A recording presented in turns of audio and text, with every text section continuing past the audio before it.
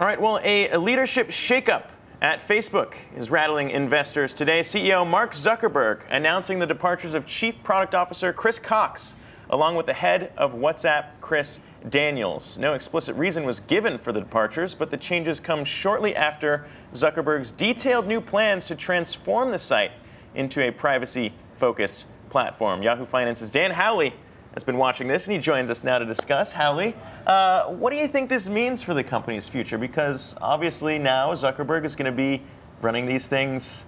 It's going to be his call. Yeah. Now that we've seen the departures of these in-betweens. Yeah, I think, you know, as far as Chris Cox goes, he was instrumental in making sure that Facebook's news feed took off. I think his issue has to do more with the fact that they're taking Facebook in a direction that focuses more on smaller interactions. Whereas newsfeed was like, hey, we're going to throw it out here, and then everybody on the face of the earth is going to see that I was really rocking out on Friday night. They want to make sure that they can kind of reel that in a little bit. Mark Zuckerberg had said in his manifesto on the new Facebook that he wants it to go from a public square to a kind of living room experience with people that you spend time with.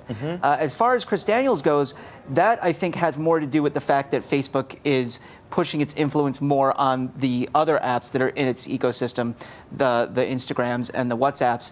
And you know, WhatsApp is very popular overseas, more so than here in the US. And I think that having the Facebook name so tightly attached to it might be seen as a little bit of a liability because, you know, you have WhatsApp, it's encrypted messaging, but then you have Facebook and it's all about sharing, and you go, ooh, this is very incompatible together.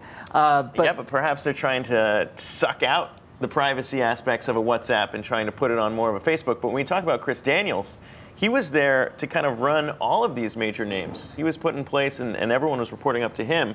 But as he leaves now, everyone's going to be reporting straight up to Mark Zuckerberg. Yeah, I mean, you know, Zuckerberg is the main man and always has been. I think, you know, that's not going to be much of an issue. I imagine that delegating decisions would be, you know, still passed down.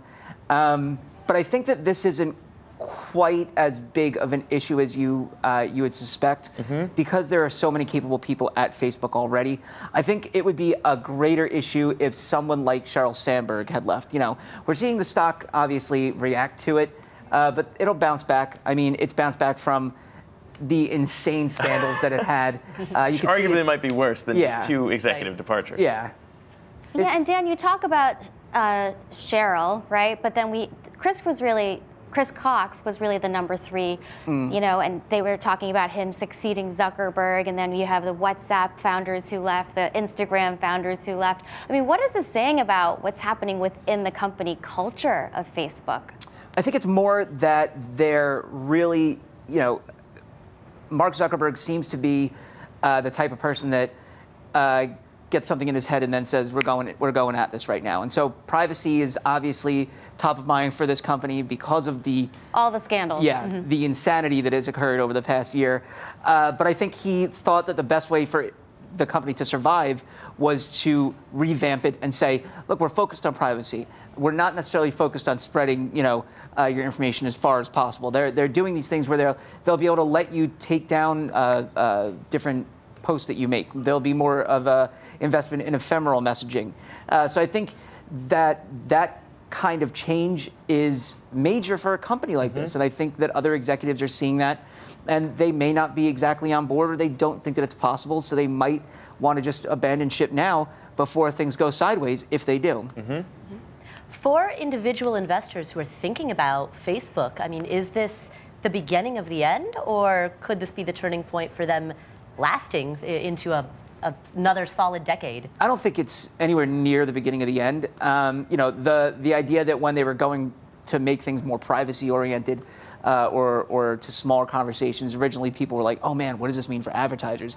But advertisers really get, Facebook isn't reliant on necessarily as much as you sharing with people as it is with how you interact with different things you see on the site itself. So it lumps you into these different categories, and then that's what they can then take to advertisers to sell ads against. So if I'm someone who has an interest in, I don't know, dogs and teapots. I don't know. Yes, very common. Those are very commonly matched. It's almost shocking how similar those things become. They go and they say, okay, this person is interested in teacups and dogs.